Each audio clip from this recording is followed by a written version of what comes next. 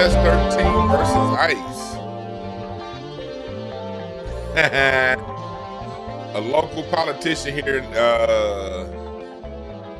in LA, Cudahy's small little bullshit ass district. My brother used to actually be a sheriff over in that area. He's the LA County sheriff over in that area. Used to long time ago. It's a very racist part of LA.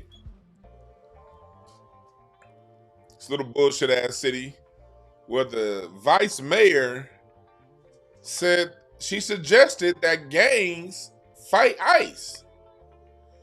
Also, a mullet wearing rapper, a Mexican rapper, gets bold about his use of the N-word. We're going to talk about that. In the meantime, welcome chat room. Thank y'all for joining. Thank y'all for joining chat. Shit, I'm over here. I'm all over here behind the goddamn. There we go. There we go. Let me change this up. I'm over here all on camera. Not realizing I'm not on camera, but I am on camera. There we go.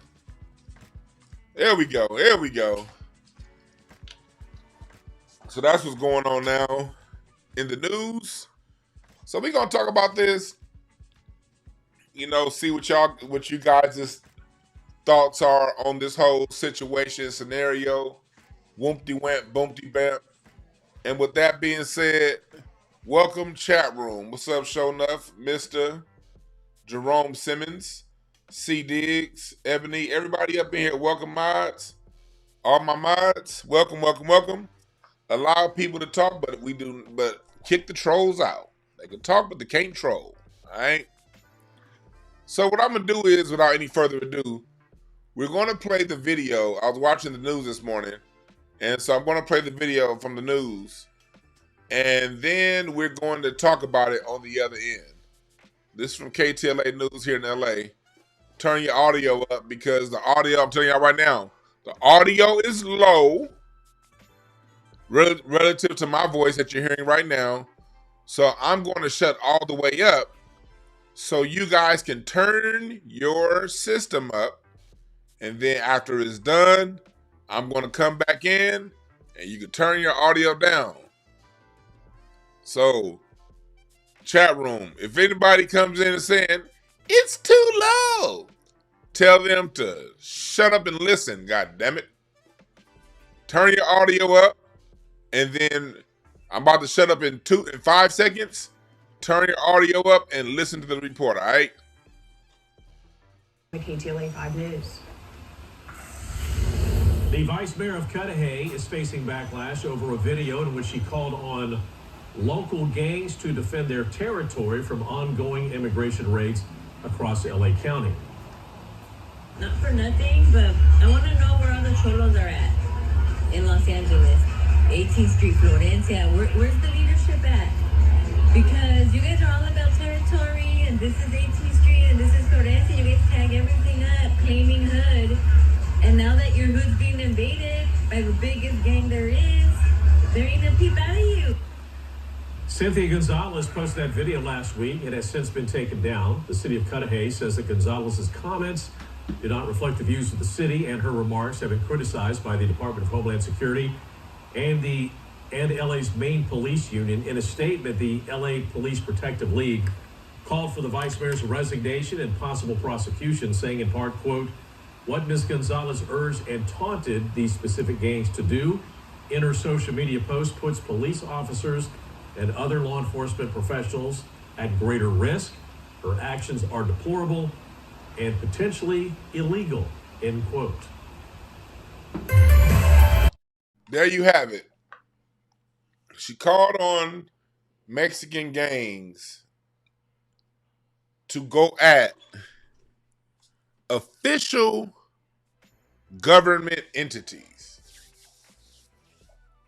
Those were her words, not mine. Although I do get the sentiment, I've said similar things about black gangs. Look, if you're going to protect the neighborhood, protect the neighborhood. But never protect the neighborhood against somebody committing a crime. That's the difference. We want everybody committing crime in our neighborhood to go to jail. Shit, the fuck you doing? I don't want you robbing my neighbor's house. Little YN breaking somebody's car and steal somebody's car. Send his little ass to jail. I believe in that. Hell yeah. I ain't one of those free the homie if the homie done fucked up. But you have an official government agent, somebody that works for the government, a vice mayor, encouraging illegal activity to protect from illegal activity. Think about that for a second, y'all.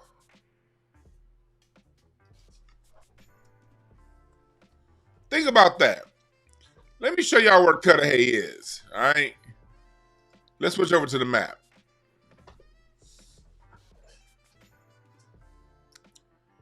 This is Cudahy right here. This little area. It's not really even a full city. It's a little small little cutout. You see this small little area right here?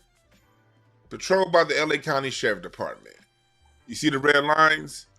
It's lined by the 710 freeway, LA River, Florence, and Firestone to the south. It doesn't even reach Firestone. This is a very, very, very, very, very small area.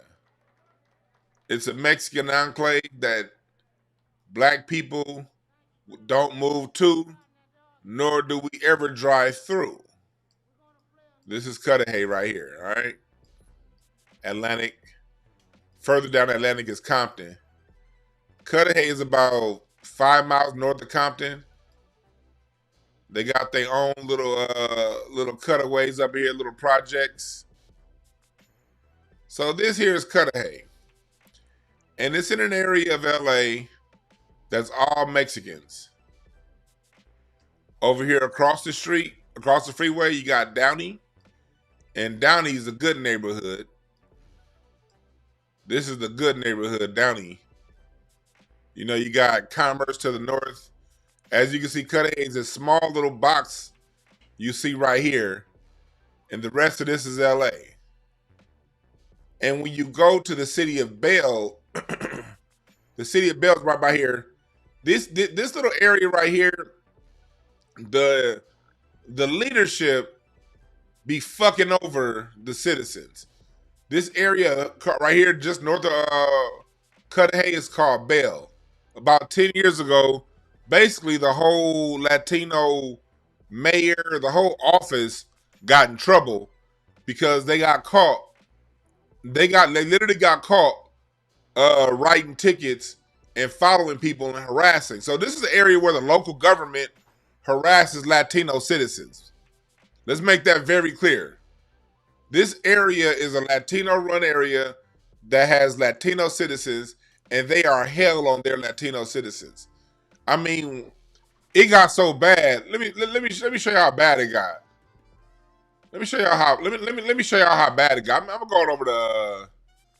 Let me go and pull up how bad it is over there.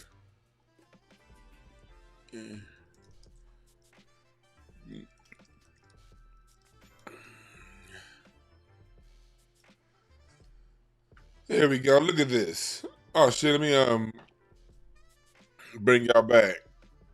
This is what happened. This little small area, they were taking like crazy high salaries. They were going around the city. People were like having all kind of tax fraud. They were going through and like doing things to tax the citizens, like writing tickets, and like if your car is parked 1 inch in the red, writing tickets to the citizens. So this is the kind of area that place is. This is the kind of area that place is. And instead of fixing her problems, instead of responding to the needs of the citizens, she's telling the citizens and imploring the citizens to go at the police.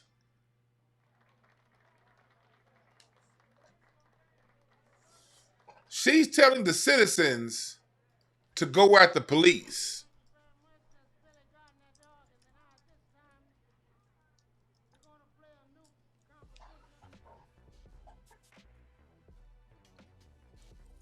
I want to see how this works out.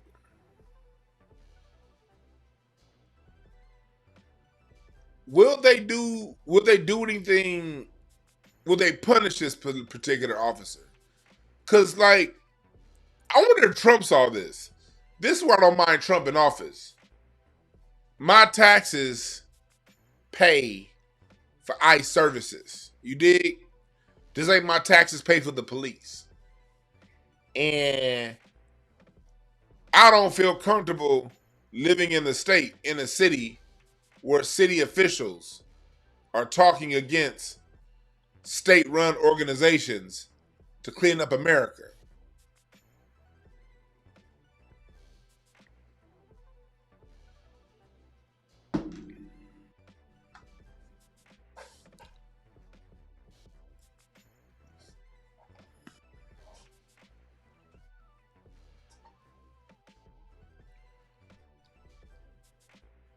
This is what happens. This is the city of LA, a city that's been gentrified by everybody except kicking all the black people out. What used to be black strongholds are no more. I want to. Oh, that's what I'm gonna do. I'm gonna show y'all this picture. I was walking my dog. I was walking down the street, walking my dog over at near one of my friend's house. I was going over, and as I was walking up, I took this picture right here to show y'all how bad it is out here. Like when we talk about, because a lot of y'all, you know, say it's okay. Cause we about to talk about that rapper now. A lot of y'all be like, no, it's cool, it's all good. You know, let people say what they want to say. We're all in this together. We're all brothers and sisters. Been hearing that my whole life. But I was walking down one of my friend's street, and I saw these tree trimmers. These people here were trimming trees, right? Now, mind you, to trim city property, that means you must get city contracts. This is a big deal. This is a lot of money. I don't know how much they charged, but they're not, when you're working for a city, you're making pretty good goddamn money. And in an all-black neighborhood, the people trimming the trees were all Latino.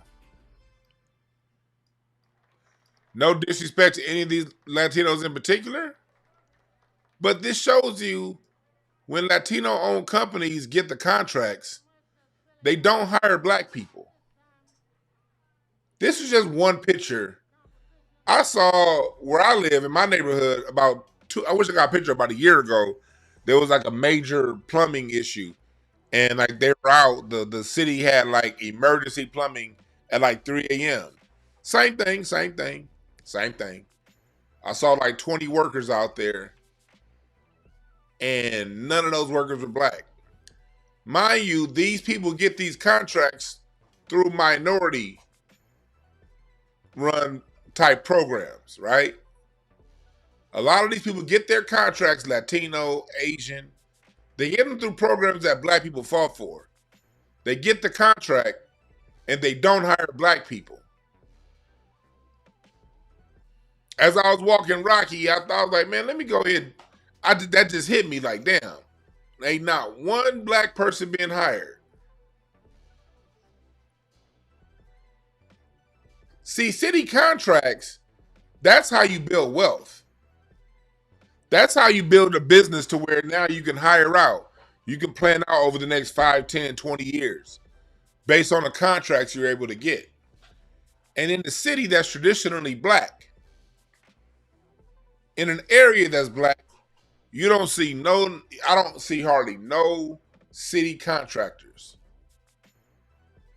that are black.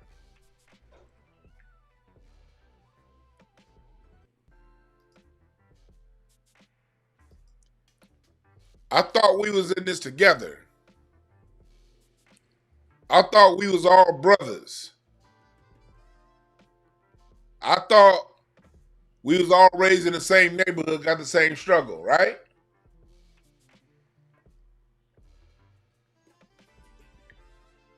That's what y'all told me.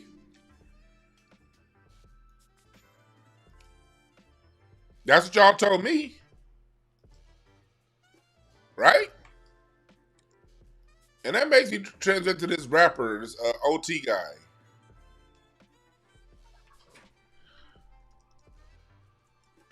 I think this is OT Genesis.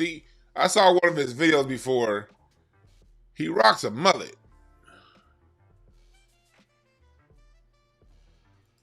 He rocks a mullet. I think he has a bald head now, but he used to rock a mullet. I saw this on Black Alpha's Twitter.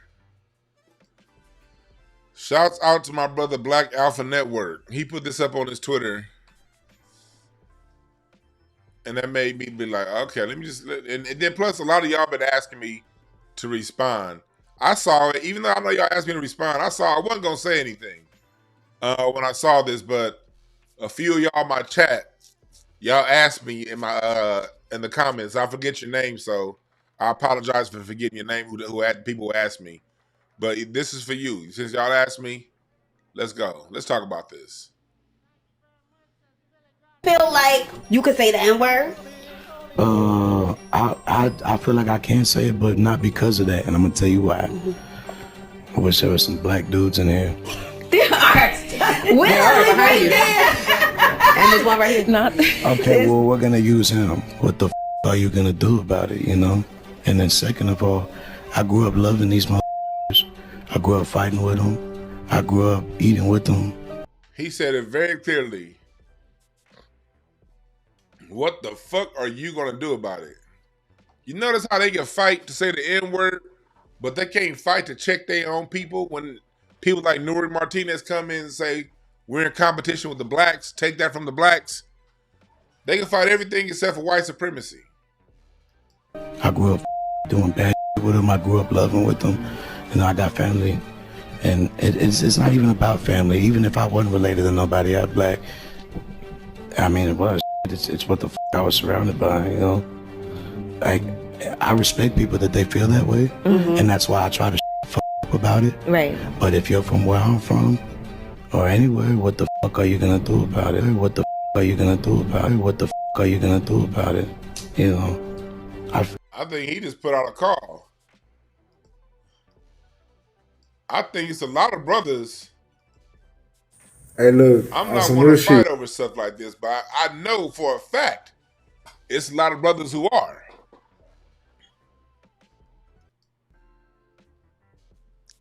And I think pretty soon he's going to find out what the fuck somebody's willing to do about it. On some real shit. Listen to this. On some real shit.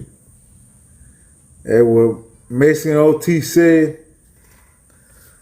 that he could say nigga, and ain't nobody gonna say shit. Hey, we back that nigga. And anybody else want to say shit about it, fuck them. Because they don't even know what they talking about. They ain't from around our way. They don't know what the fuck they doing. If y'all from Cali and y'all don't want to say nigga, fuck it. But around here, around our way, we do it. It is what it is. Shit. I'm a nigga. OT a nigga. Pay attention to the whole aesthetic. The gold chain, the grill, the beard with the bald head. They can't help. But, and this isn't all, but too many cannot help but be over here with it. Now these cats are getting to the point they say, what the fuck you gonna do about it? Well, like, I'm sure he has cousins right now in detention centers, probably brothers and sisters, nieces and nephews, aunts and uncles that are getting detained by ICE now. But pay attention to the fight he chooses to fight.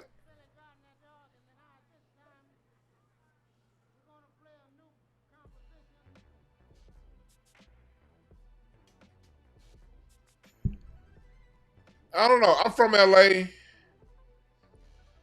I guess I'm lucky because for the most part, Mexicans don't say nigga around me. They do say nigga. I do hear them. They generally have the respect to not say it in my presence. Although there's one time when I used to drive Uber, we're talking like 2017, 2016, 17. Sometime around there when I was driving Uber on the side. I would drive Uber Thursday night, Friday night, Saturday night. If I didn't have a show. I picked these Mexicans up. It's 3 Mexicans. I picked them up. We leave in Hollywood or downtown. Mexicans partying downtown out here. We leave in downtown. Oh shit, I almost knocked this cup down. And they start saying nigga in the car. They're like, hey, fool, hey, nigga, no, nigga, no. I'll never forget this ride. I'll never forget where I dropped them off. I picked them up here in downtown, not too far from where they was protesting the other day. A lot of Mexicans like partying downtown. Niggas not so much. It's some stuff downtown. So I picked them up from a club somewhere in this area, downtown. And I get on the 110 freeway, and right around here, around the 110 and the 10, they start saying nigga, nigga, nigga, nigga, nigga. I said, hey, please, don't say that word around me. I'm driving Uber. Mine use my car. Please, don't say that word around me. Come on, fool, man. We all niggas, man. Come on, we all grew up in the hood. I said, growing up in the hood ain't got a damn thing to do with the word nigga. Hell, I spent half my life not in the hood and still around black people. And we was still niggas and y'all ain't. Can you please stop? They kept saying nigga. So I said, cool. I got off the freeway right here. Right by USC. We about 3 in the morning. And this is pre-gentrification, right? This is USC. I said, so we all niggas? They were like, yeah, fool. We're all niggas. All right, I was like, all right, nigga. Hop your ass out of my car, nigga. And call another Uber. And I let them off right here. And then as soon as I let them off, I did a white woman Karen move. I drove around to about right here. I ducked off and I called Uber. I mean, I hit the emergency button on Uber. And on Uber, I said, I fell for my safety. I just dropped these riders off, and these riders made me feel threatened.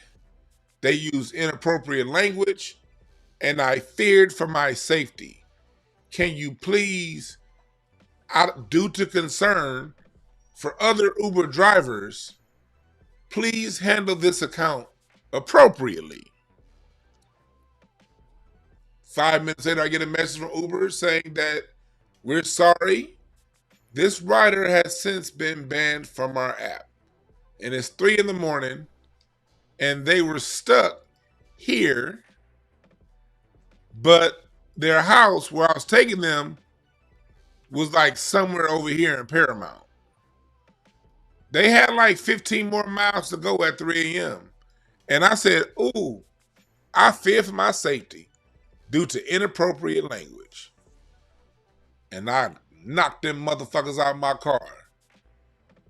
And then after I did that, after I was insured by Uber that these people's account had been canceled, what I did then was I then circled the block. Oh, I'm a petty motherfucker.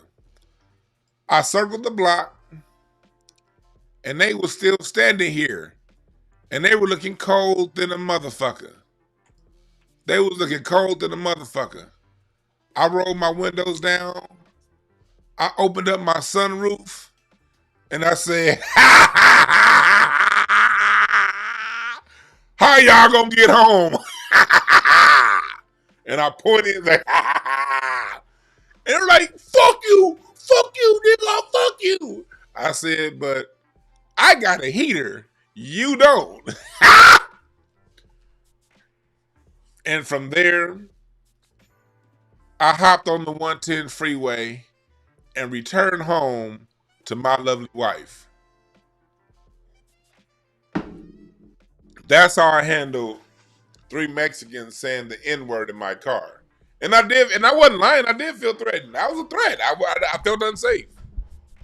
I didn't know what I would do to them motherfuckers, so I felt unsafe. Them using racial epithets in my car. I felt unsafe. So hopefully for them, they had Lyft or they had a cousin that was near.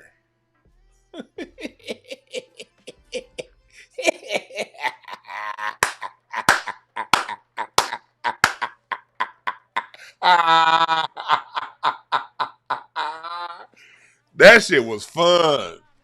Boy, that shit was fun.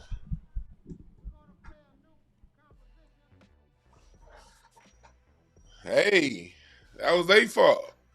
They shouldn't have been saying nigga in my presence. But I see how sometimes it can be a little tough. I remember there was a podcast I used to be on. And I remember one time we had this guest. And it was a Latino dude. And he kept saying, the Latino dude was saying nigga. But it wasn't my show. And I remember sitting there thinking like, I want to check this motherfucker. But it ain't my show. I don't know what kind of deal the person who put this show together and them got. And I remember sitting there, and to this day, it sticks with me, not stepping up and saying nothing.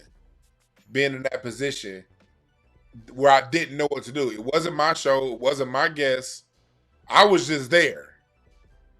But I really wanted to say something.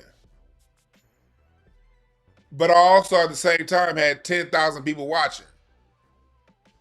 And I remember being in one of them situations like, and I remember this was about, I remember thinking like, I'll never let this happen again.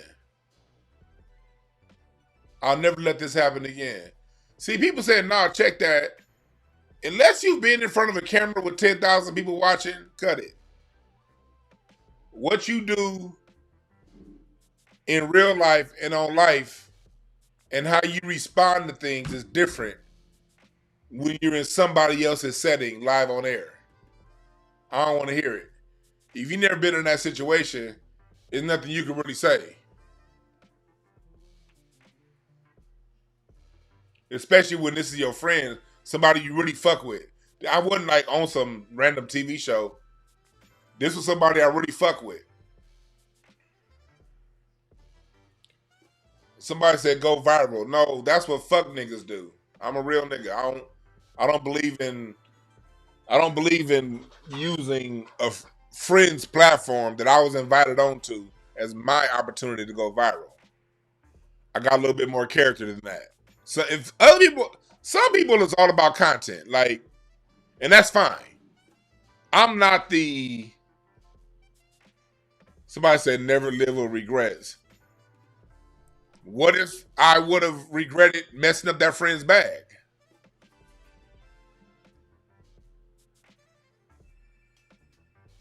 Unless you've been unless you've been in that situation, there's nothing you can say. I said that to say when it comes to the Angela Yee podcast, Yeah, I'm more about character over content. Sometimes you gotta know to sit yourself to the side for the bigger picture. You gotta know when to sit your ego to the side, sit what you would do to the side if you're in somebody else's thing. If you got love for that person. Now, a lot of you niggas is used to watching Adam 22 and Whack 100 and that bullshit to where it's content over everything. I'm not one of them weird ass niggas that's like that. It's not content over everything for me. It's loyalty over everything for me. And I'm loyal to my friends. And it was one of the situations where me and that friend we talked about it afterwards. I was like, man, I didn't like that. And they were like, yo, man, I didn't know this person was gonna do that. But that friend and that person, they had a whole little thing worked out. And they handled the situation. But had I jumped in, that would have gone badly for a friend that I fuck with. And I'm not willing. Look, I don't care.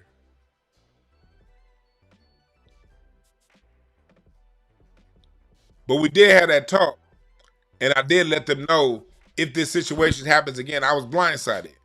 If this situation happens again, this is how I'm going to handle it. Luckily for us, neither of us had that situation again.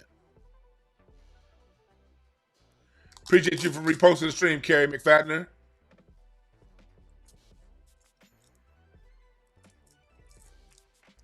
So that's what it is for me. It's not content over everything for me. So when it comes to the Angela Yee podcast, I say that to say transitioning into this Angela Yee podcast.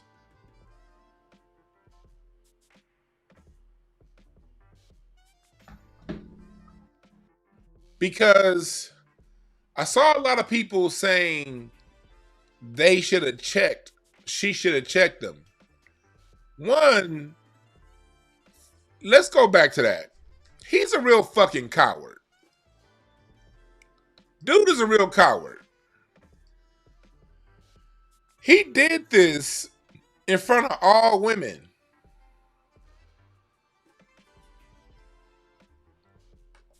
Dude does this in front of all women. You could say the N-word?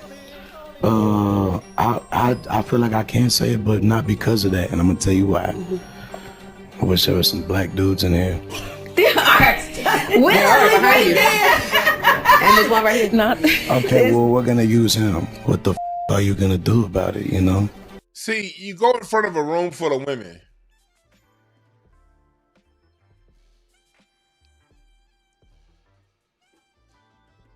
And the dude that's working there isn't on the podcast. He's probably some technical guy in the back that has a job. And he has a question that he needs to get answered in his mind. Do I go for broke, off camera, and not only lose a job, but get a reputation in this industry as somebody that can't hold their composure? Because let me tell you something. When you're dealing with camera people, they have to be able to hold whatever they feel regardless of what's going on. You know how many times I've been on camera with white people behind that camera, me saying the craziest shit about white folks? Them white folks had to sit there and take it behind the camera. I remember when I was on Fox Soul, and I was talking about white and black relationships, white and black relations, and I was tearing their motherfucking asses up. Didn't nobody know what to do. The host didn't know what to do.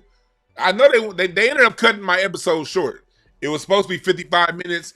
It ended up being 36 minutes long because I was tearing their motherfucking asses up. But if you're going to be, I said that to say, if you're going to be a cameraman, you got to be able to sit there and hold that camera, hold that boom mic, whatever it is, regardless of what's happening on the show. Like, you literally trained that way.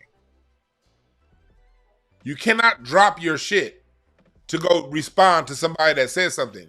Because if you do, you're not only going to not be at that job anymore, that reputation will go around fast and you won't be at no jobs.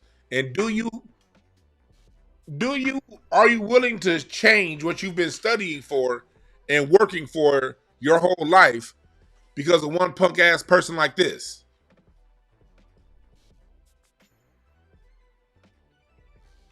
He says it's in a room full of women and tech people. This goes into talking about and reminding people that the racist band of Latinos, I'm talking about the racist ones, even the ones that look like you and dress like you, they go after soft targets. Your Florencia, your MS-13, they hit soft targets. Women, children, old people. And if they do come after a black man, it's going to be 20 of them on one. They're going to have to go 20v1. They're not going to come to you straight up, look you in the eye, man to man, and talk that shit. They're not going to do it. There's going to be a whole bunch of them. If one does talk, look at you eye to eye, you can guarantee you it's 15, 20 of them on the side waiting to jump you. And they talk the biggest shit in front of women and people who ain't about that.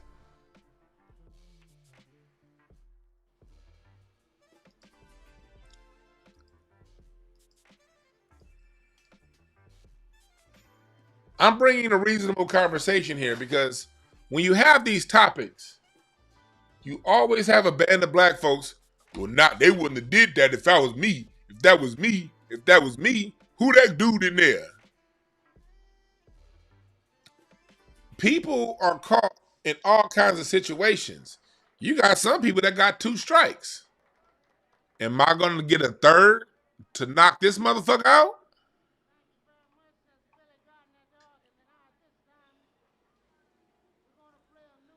It's all kinds of scenarios, all kind of things that happen that are beyond our control. But a real punk is somebody that puts women, that does something like this to people who are at work in a room full of women.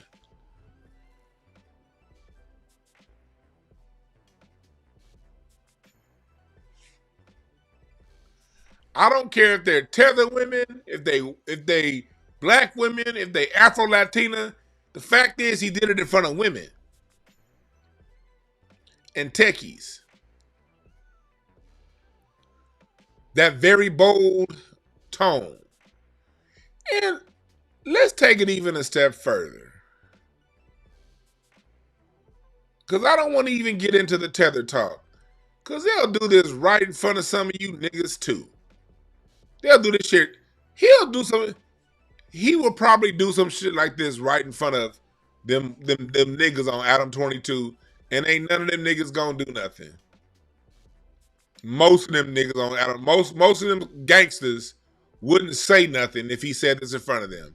Can we tell the whole truth? See, I'm gonna say a truth that hurts. We know this is a fact. On one hand, he's a punk for doing this in front of all these women, but we got to get to the real when it comes to our society.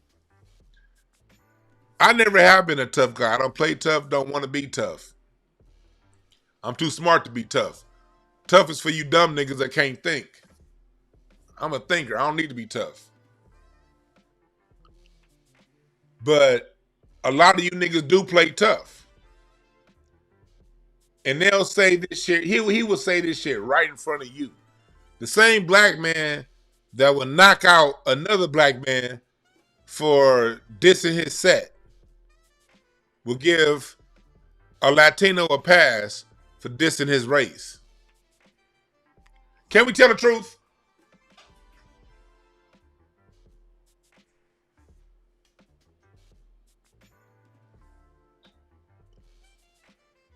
No, I don't think he would do it on Fig Community. Them Fig Community dudes are, I had that one thing that I had to say about the brothers on Fig Community not knowing their history. But no, I don't think he would do this on Fig Community. I don't think he would do it with AD and them. I don't think he would do it with them. But I guarantee he would do it on Adam 22.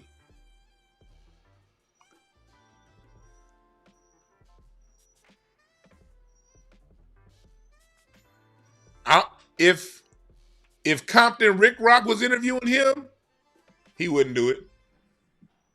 He would not look.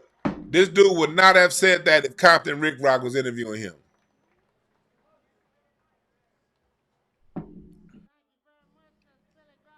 He would not have said that if he was being interviewed by Compton Rick Rock.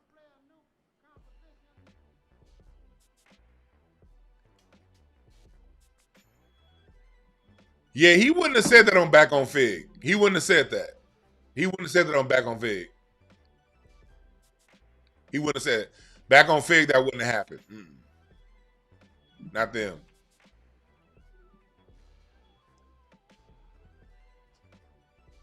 But we got to tell the truth. There are a lot of black people. He wouldn't have said it that aggressively around on Adam 22. He wouldn't have said, "What are you gonna do about it on Adam 22?" He wouldn't have done that. But he would have said it, and nothing would have happened. It's a lot of tough guys that allow a Mexican to disrespect our race, that will not allow a black person to wear the wrong baseball cap. They'll press a nigga wearing a goddamn Houston Astros cap or a Seattle Mariners cap or a goddamn Pittsburgh Steelers cap before they press a Mexican for saying some shit like this. See, what is it about? Why am I talking about the word nigga? See, for me, it's not about the offense of the word. The word doesn't hurt me. I don't get it. People, look, I don't care. The word does nothing to me. But it's not about the word. Appreciate that, Chef Jeff. Chief Jeff. Or Chef Jeff. My bad. Shibba Dog saying good job while raising his thumbs up. Appreciate that. Why does this matter? I'm saying it because people like this, the word nigga is a power play. Nigga is a power play. It's not necessarily about the word. It's about me from outside of your community, coming into your community, getting comfortable, and disrespecting your community while you do nothing about it. That's how other cultures shit on you, black people. It's not about the word. It's not about whether or not you're offended at the use of the word. It's about the conquistador mentality of these people.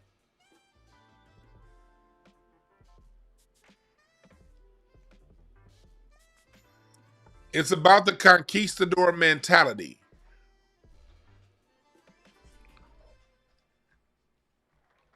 It's about, I'm going to come, I'm going to take what you created, and I'm going to sit on it and shit on it the way they do hip hop.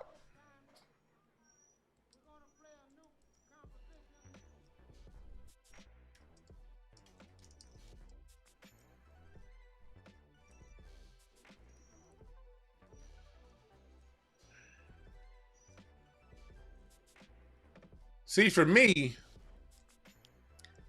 how I respond, this is how I respond, something like that. I believe in responding in kind. You want to use a racial epithet with me? I'll use one about your people. How about that? I'm not going to say the epithets. Y'all know what they are because I ain't trying to have my channel flagged. But y'all know what the epithets are. It's best that you study people's culture. Every race has words that they say that they can use against other people within their race, but others can't. Mexicans have them, Dominicans have them, Puerto Ricans have them, Hondurans have them, Chinese people, Japanese, white Americans, Anglo-Saxons, Visigoths, Vandals, Italians, every culture Black people do not ever feel that we are the only ones. I know if you listen to a lot of these coon ass niggas, you'll think we the only one. We the only one. No, we're not the only ones. Everybody got words that they flipped. Everybody. And my way of checking the bullshit is by using words that other communities use within their community and saying that word against them.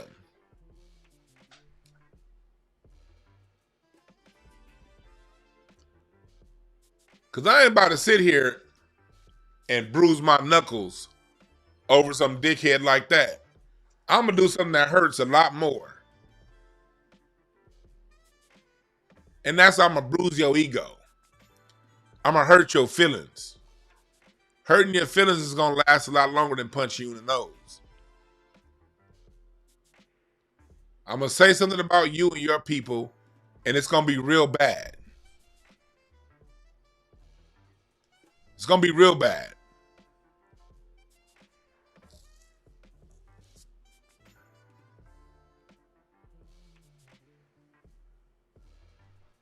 Somebody said they don't say it in songs like we do. So, first off, how do you know?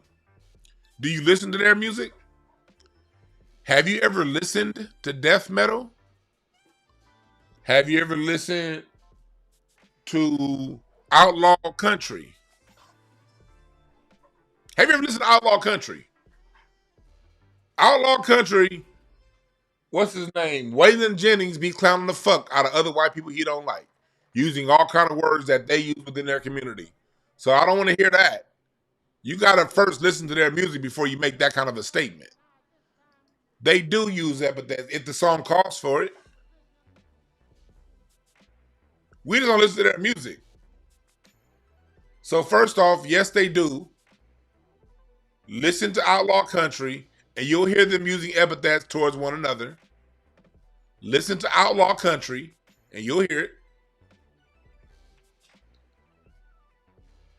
Second of all, everybody, every group makes music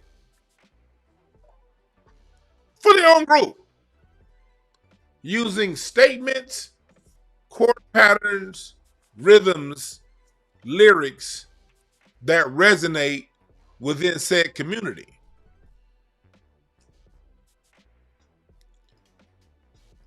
And if we choose to use a word, because black people, one thing that makes our music great, one thing that makes us great as a people is we're very rhythmic people. Nigga. That's an 8th note. It could be a 16th note, depending on how fast you say it. But nigga, that's an 8th note. Nigga. Did it. It has a certain rhythm to it, you know? And we use words in our music that are in alignment with the rhythm of the song.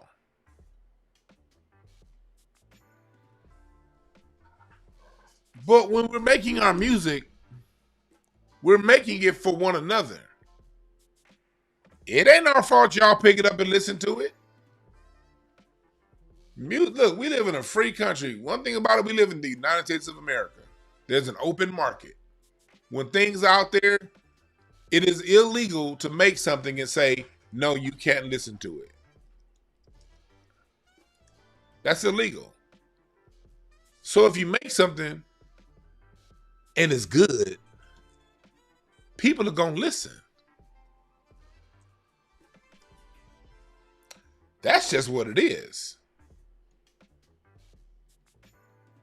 It's not on us to say, hey, white folks is listening, so we can't say that word.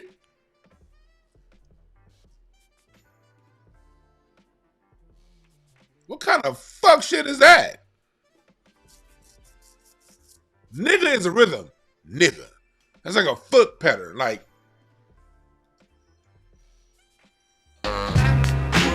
no.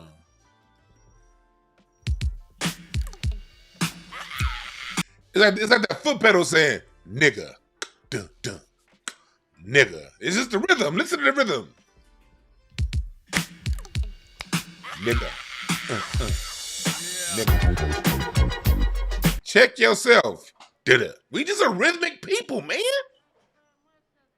And no, the word is not going to leave our lexicon because there's too much rhythm in it. That's where it comes down to having self-respect and self-love. See, a lot of y'all don't understand the power of fiat. The power to name things and own what the definition and terms. Own it. Own the context. That's one of the powers that the language of English allows to everyone who uses it. But it's only a power that's theirs for those who use it.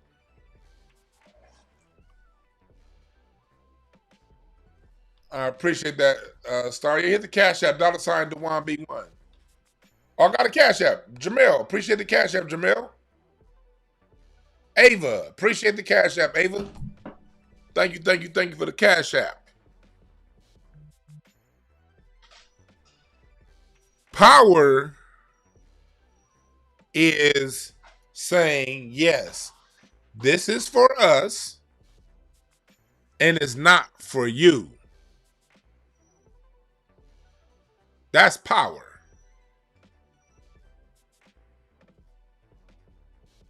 That is power.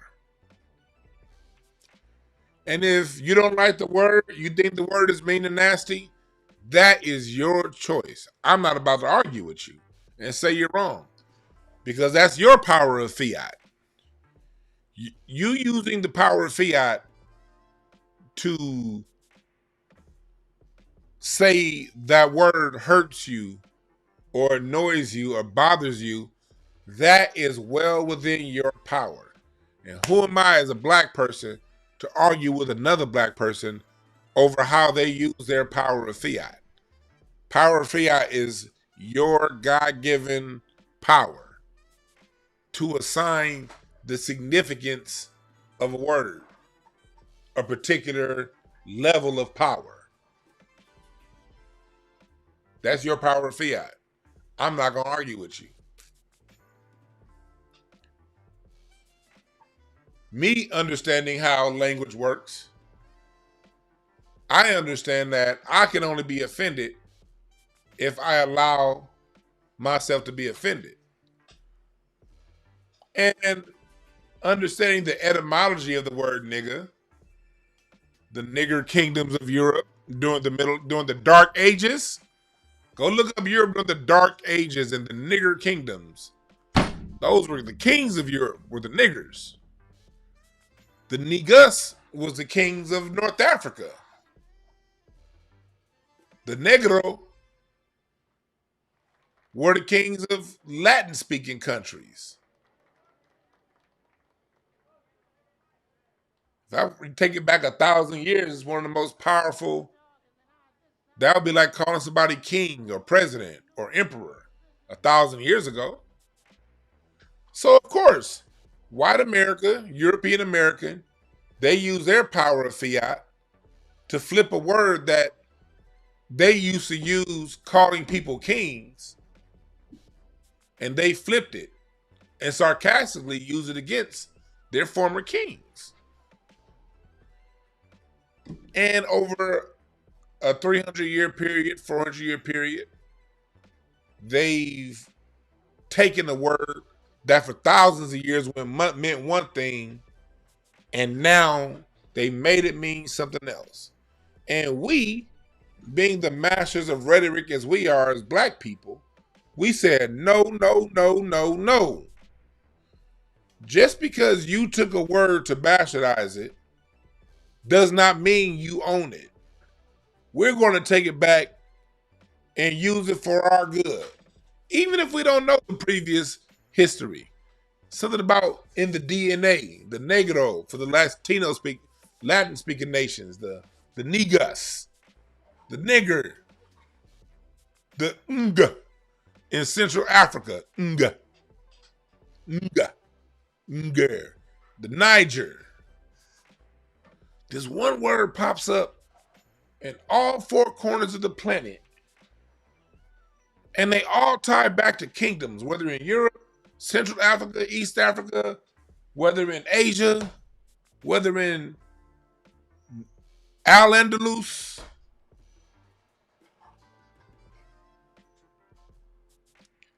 We decided, no. We're going to use it. And not only are we going to use it for its original intent, we as Black Americans have so many contexts for the word nigga. Nigga, I could be, man, fuck that nigga. Or that's my nigga.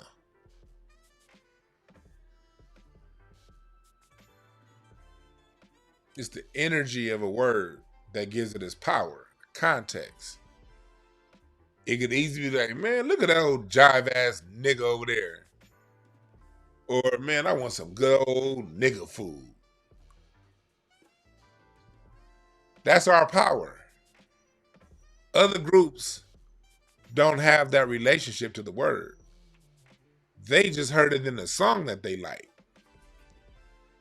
They just want to imitate everything that we do.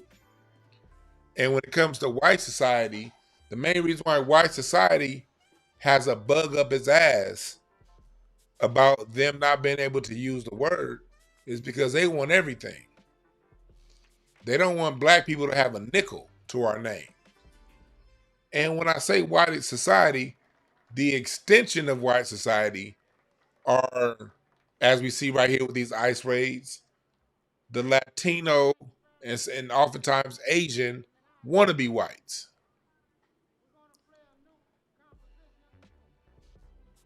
They see the word as a power play. They see a word that we successfully flipped, and they want in.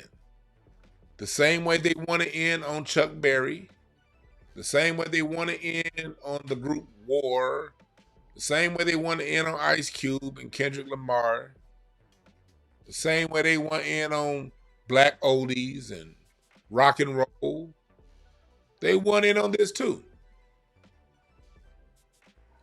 And it bothers them that enough of us, not all, but it bothers them that enough of us are saying, fuck you. It's not the same context when it comes to them. It's a power play.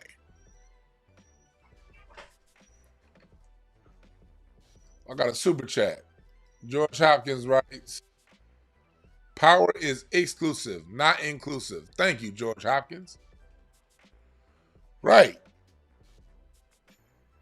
And part of power is sometimes dangling it in front of people's face.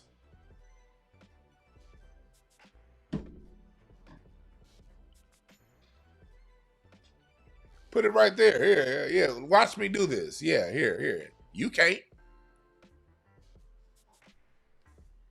That's part of power. I'm not about to. I'm a drummer, man. Why the fuck would I give up a word that with so much rhythm? Hell, I'm mad I can't say the other word that got that kind of rhythm because the gay community took it back.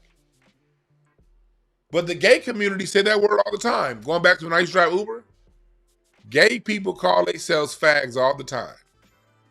And I'm sure some of you sissies in here right now, and you know what I'm talking about. Gay people say the word F-A-G-G. They say faggot all the time to each other. But over the last 15 years, the gay community has taken the word that 20 years ago, you could say fag every day, all day. Ain't nothing. Around 2008-ish, 9-ish, they started to quell in around the Obama time when President Obama's gay ass becomes president. You can't say the word, another beautifully rhythmic word anymore. And out of respect, because I don't take dookie nowhere on my body, I don't say the word anymore. Yes, Gay people say it all the time to each other. But I ain't gay. So I don't say the word like that no more. Out of respect. But it has such a beautiful rhythm to it, just like nigga. It comes down to respect. I respect the people that are gay. If they say, hey, look, man, I'm not cool with that. All right. Okay. It's not that big of a thing for me.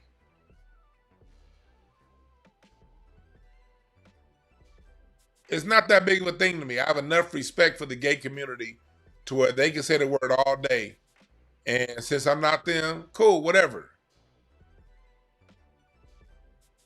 I'll never see none of y'all going around to gay people saying, well, you can't use the word either.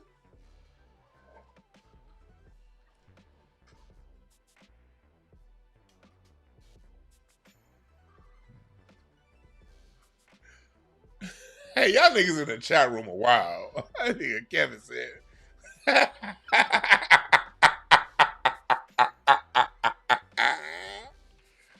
I just called them gay, man. I ain't trying. I don't want none of the smoke from the rainbow flag community. I don't want no smoke from them.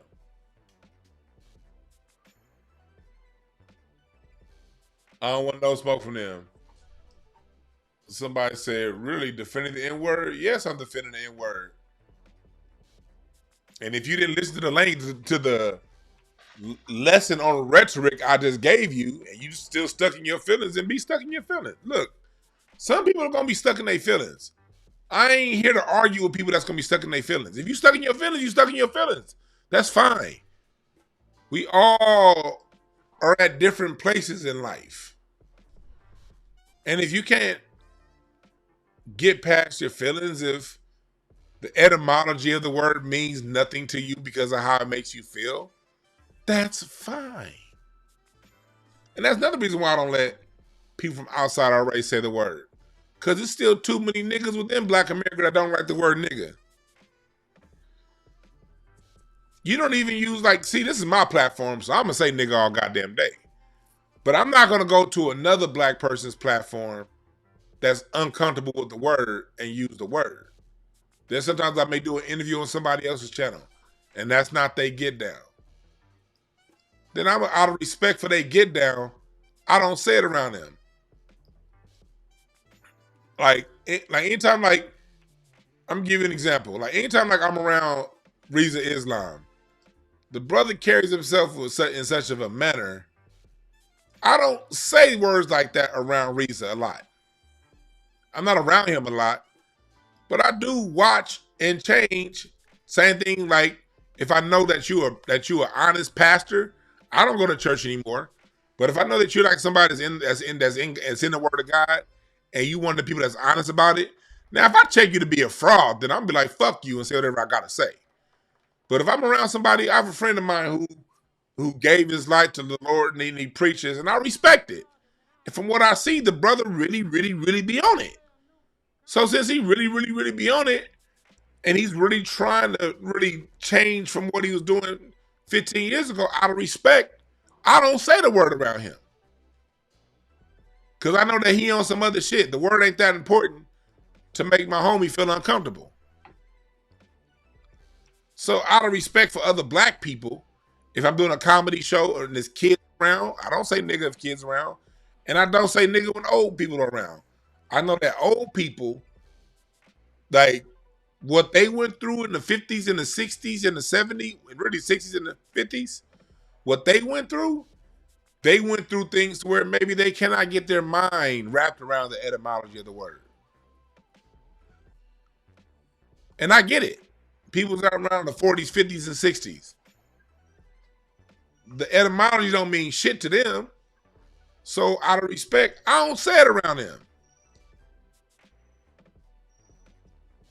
But if you got a regular day job and we all around the same age, and man, fuck you. I'm saying the word nigga. And nothing. I don't really cuss a lot around. I don't cuss. I'm the same way, ZBD. Like when it's like a lot of women around, I don't cuss like that. I cuss a lot. If it's men around, I cuss like a sailor.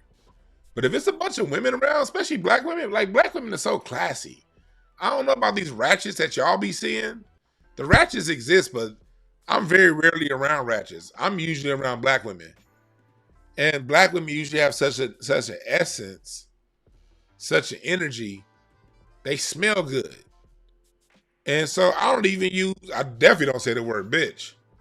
I don't cuss like that around a bunch of black women. They smell too good. Now, it's not just the word nigga. It's any kind of profane word around a bunch of black women. Because black women are soft. They smell good. They be dressed nice. They be pretty. Like if you ever go into a room with a bunch of black women, the energy is just different. The energy doesn't even call for you to cuss. Yeah, they be smelling like jasmine and lavender and shit. Smelling like goddamn Bath and Body Works cucumber melon and smelling like Dr. Bronner's soap. I don't cuss around women like that. The energy don't call for it. You're right. And I'm never around ratchet chicks. Like the ratchet. When I see ratchet and hood people, oh yeah, I'm a I don't know. There's certain people like I'll be hanging out with the improv about a month ago. Certain comics and people they just got a ratchet ass energy. And I'll be over here when I see that male or female ratchet come around, I walk the other way. I'm not around ratchets long enough to change my language. You can smell them. You can see a ratchet coming from a mile away. They all crunchy. They all got a crunchy ass look on their face. Let me get the fuck away from these ratchets. Yeah, Pro Surfwave. When you around black women, the energy don't call for all that cussing. Don't be loud. Like if I'm around a dude, I remember when I was in my 20s. I'd be around, I always had more women around me than men my whole life. And we in our 20s, I got 4 or 5 of my homegirls over the house. If like I knew which homeboys to invite around which girls. But sometimes you make mistakes. One of your boys get all loud and you got the ladies just chilling, vibing out, and you got this one nigga. No, nigga, man, did you see what Kobe Bryant did? Hey, look, I'm a Laker fan. Yeah, the Lakers won, but no, man, that was fucked up. They called a foul. Kobe didn't foul that person. Man, them niggas hate. And the ladies I'm like, dude, will you shut the fuck up. I can't stand being around niggas that don't know how to vibe out and chill. Sit your ass down. It's nothing worse than a loud ass man. Shut up. Got these pretty smelling women around here and you arguing about what happened in yesterday's game. Shut the fuck up.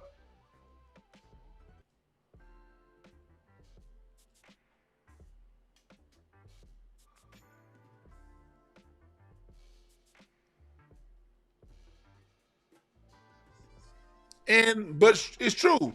You see how just in the last 10 minutes, we talked about the diversity within our culture around the use of the N-word and other cussing words. So there's a lot of dynamics within our culture. I don't have time for somebody that's not in my culture coming in just because they like our music, don't know none of the dynamics, and they want to start using words because it sound good, because it feel good, all because we grew up in the same neighborhood. Shut the fuck up.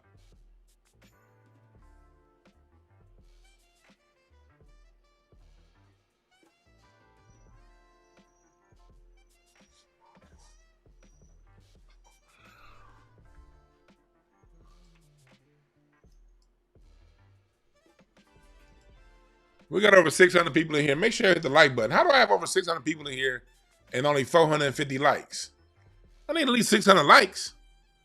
A lot of people hit the like button and left. So I need you who are in here right now did the like button.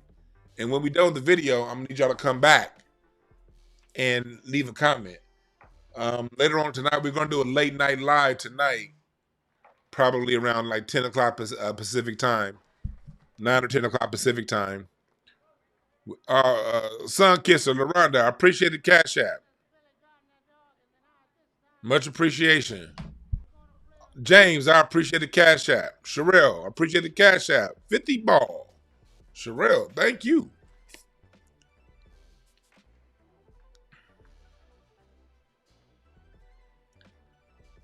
Tonight we're going to talk about the whole Tracy McGrady and Dwayne Wade talking foul about Kobe since Kobe done died. You seen all these weird-ass NBA niggas coming out saying shit they know they wouldn't have said when he was alive. We're going to talk about that tonight on the Late Night Live, how I'm going to tie that into how overall we as a culture, we don't respect our icons and greats enough. And we see it happen in music all the time, and now we're seeing it happening in sports. The greatest of the greatest, we don't, as a culture, don't have enough love and respect for our greatest of the greatest. And then we get mad when other people don't have respect for them.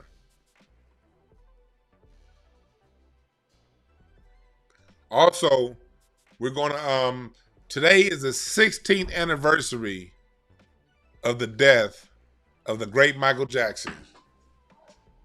Damn. Rest in peace, MJ. Make sure y'all sign up for my class. It's starting next Sunday, the 6th of July. The Black American Music Family Tree. Legends, Instruments, and Legacy. We're going to break that down. Nice summer school for the young folks. They don't have to be in there live. I'm going to teach it, but they don't necessarily have to be there live, if that's your concern. I'll still set up hours for them for everyone to meet with me. We're gonna have readers on different artists, important instruments, breakdowns, all kind of important information for your children. So sign up right now at DewanB.com. The link is in the description below. But yeah, it has been 16 years. Also, get my go on Patreon and watch my review of Billboard's Top 75, and my personal Top 75 is going to come on Patreon. We're going to start putting that on next week. My personal Top 75 R&B artists. We're going to break that down next week on Patreon, all right? But yeah, man.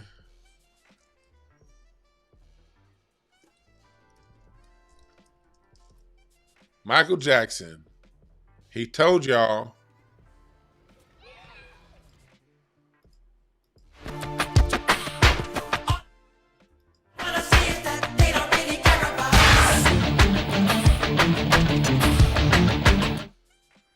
they don't really fuck with us.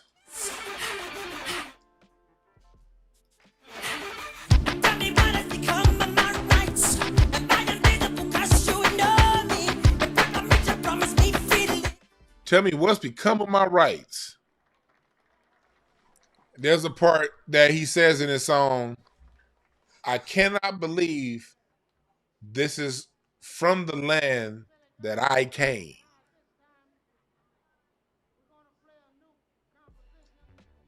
He's telling you this is the land that you come from. Michael Jackson told you in the song Remember the Time about your Moorish history.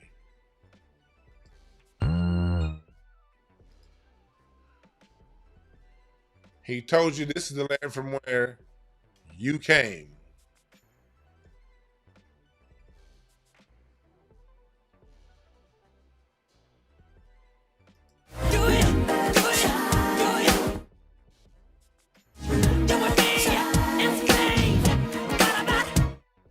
You and me in Spain. He's telling you about your Moorish history, folks. And you can hear that Moorish sound, Al-Andalus, in songs like Flamenco Sketches by Miles Davis. This is Miles Davis taking you back.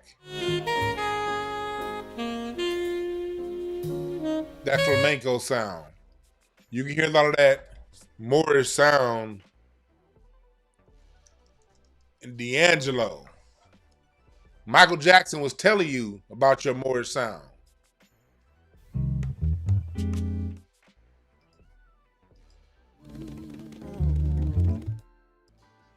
There's a lot of interconnection between the sound of the Moors and the American sound.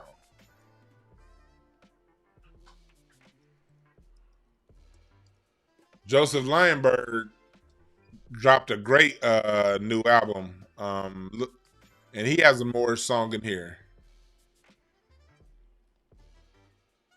It's a great new album. I love this album.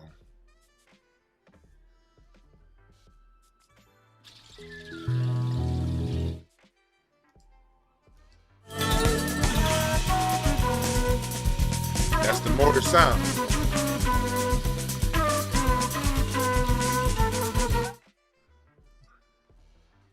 Portuguese Love. That's the Moorish sound.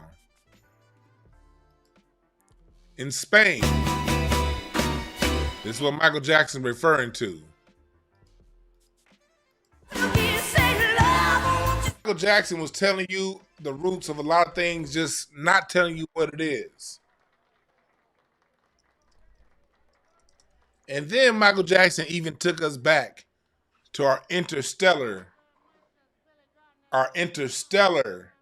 connection, our connection to the universe. He took us, he told you what it is. And he told you to stop being fearful. Come together, we need you. Michael Jackson was telling us there is no danger in fulfilling the truth. Michael Jackson fulfilled the truth and he lives forever. He may have passed away, but is Michael Jackson really dead? That's a serious question. His body's not here, but is he really dead? Is Michael Jackson still not the most famous musician on earth? He's been dead now for 10 years. He's been dead for 10 years now, but is he really? He was telling you, he's telling the whole world, this is for you Latinos that think y'all white. He's telling us once, we gotta, and Black Americans, we understand this. But it's just that every time we put our hands out, whether it be the Black codes, Reconstruction, civil rights, you name it, we put our hands out, people chop our fucking hands off. We put a hand out, you take a finger. Well, we ain't got no more goddamn fingers. It's time for you niggas to get it. We understand this principle Michael Jackson's talking about. We're all just other parts of each other. There is no danger in fulfilling the truth. Come together, we need each other. We need you. And we do it by sending out major love. And this is the message when you send out major love. The planets are lining up. Michael Jackson's telling you the stars are lining up for the people to come together. This is for everybody else. Black people, we understand this principle. We need you motherfuckers to get it. Until then, the picnic is closed.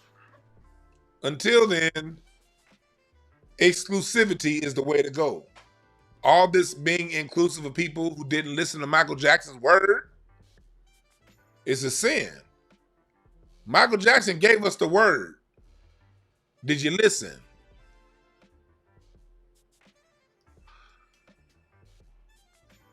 And then when all is over with, Black folks, since people ain't listening to us, we got to do what we've been doing. Black ladies, keep flicking your fans. Let's keep partying. Because Michael Jackson told us the other lesson to life. When the world is on your shoulder. When the world is on your shoulder. Gotta straighten up your act and boogie down. When the world is on your shoulders, straighten up your act and boogie down. If you can't hang with the feeling, then there ain't no room for you in this part of town. Because we are the party people night and day. living crazy, that's the only way. So tonight, leave that 9 to 5 up on the shelf and just enjoy yourself. Groove. Let the madness in the music get to you. Life ain't so bad at all if you live it off the wall. So since people want to fight over the use of the N-word, since people don't want to come together, since people didn't listen to Michael Jackson say, all I want to say is that they don't really care about us, there's nothing we can do, black folks, but live our lives off the wall. That's the only thing you can do.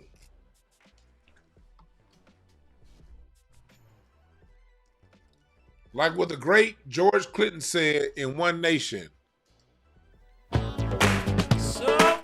when the oppression is so wide you can't get around it, when it's so low you can't get under it, it's so high you can't get over it, this is your chance.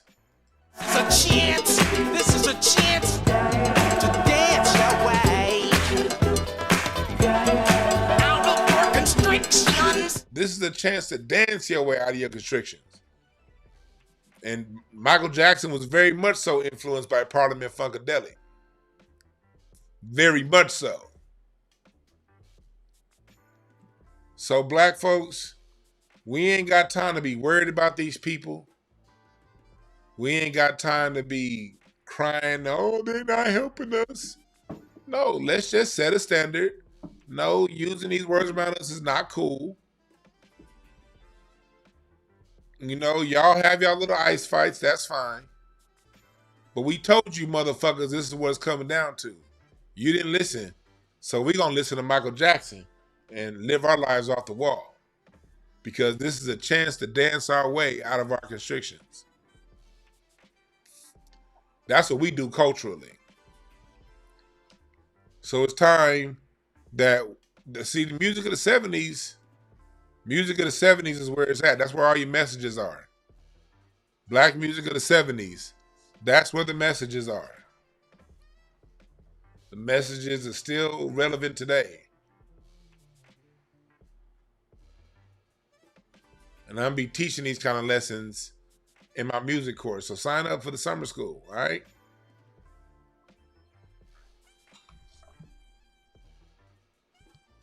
Johnny, I appreciate the Cash App. Much appreciation. Oh, he said for the birthday. Oh, I'm still getting birthday Cash App. That's what's up. That's what's up.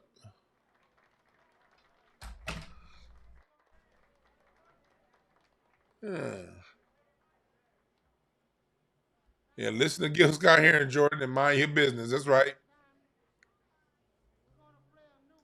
That's right. So as we see here, you have Latino politicians calling on the Florencia and the different Mexican gangs to fight official federal agents.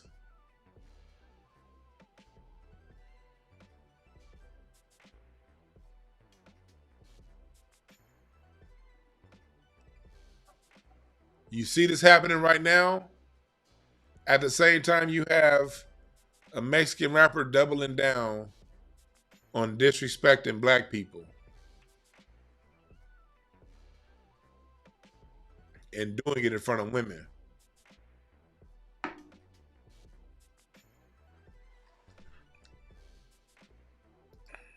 That being said, thank y'all for listening. I'll be back with y'all tomorrow, or probably later on tonight, all right? Join the Patreon. It's a whole lot of music lessons up on Patreon right now. Y'all need to go back and figure it out. Listen to them. If you want to report, my reports are running behind. I'm having a technical malfunction. So if I have 2 reports I haven't gotten out. If you're one of those 2, I will get those to you as soon as possible. And I will offer you something extra for your time. I don't like fucking around with people's time, but this situation is beyond my control. But the reports are still up. If you want one, get it. They're just not. My turnaround time is usually 72 hours. They're going a little bit longer than that right now. So, all right. Thank y'all for listening. Oh, Rocky waking up now. Are you up? You up, Rocky? Rocky been back here asleep the whole time. He getting up right now. So I'm about to go play with my dog. All right, y'all. Remember, there are no perfect messengers, only perfect messages. For those willing to pick up the game, we out.